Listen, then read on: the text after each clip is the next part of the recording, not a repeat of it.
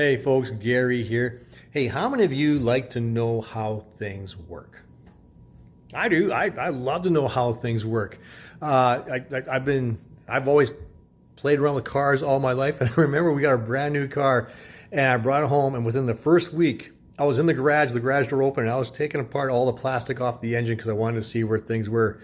And my neighbor said, "Gary, what are you doing? It's a brand new car. Stop taking it apart." I said, "No, I gotta know what's going on here." But some people aren't like that. They'll just turn the key and drive it and never give it a second thought. I want to know. And with that in mind, I'm looking at Luke chapter 1 today, Luke 1, verses 1 to 4. And this is Luke talking about how he wrote the book of Luke. And he says this: Many people have tried to tell the story of what God has done among us. They wrote what we had been told by the ones who were there in the beginning and saw what happened. So I made a careful study of everything and decided to write and tell you exactly what took place, Honorable Theophilus. I've done this to let you know the truth about what you have heard. I love my Bible. Why do I love my Bible? Because it tells me about the things of God. It tells me the story of Jesus. And more than that, it's God actually speaking to me. It's alive. It's living.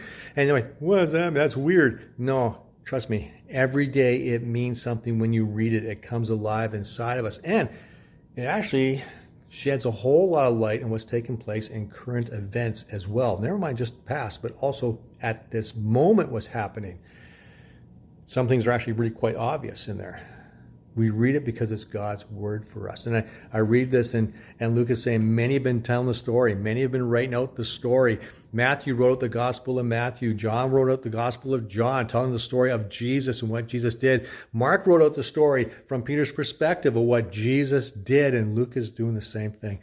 In the same way that Moses was inspired by God to write Genesis and Exodus and Deuteronomy and Numbers and Leviticus. Like, all these books have been written for our benefit, that we can read it and have an understanding of what's taking place right now, never mind just the past, but also understand the heart of God, who loves and cares for all of his creation and wants us to thrive and live really, really good lives. It's a love letter from God to us, explaining who he is and what's going on around us. And I read this and it says, many want to tell the story. We should be telling the story about who Jesus is, writing it out, but more importantly, reading our word and living what it says so that people can read us and read the story of Christ through our lives.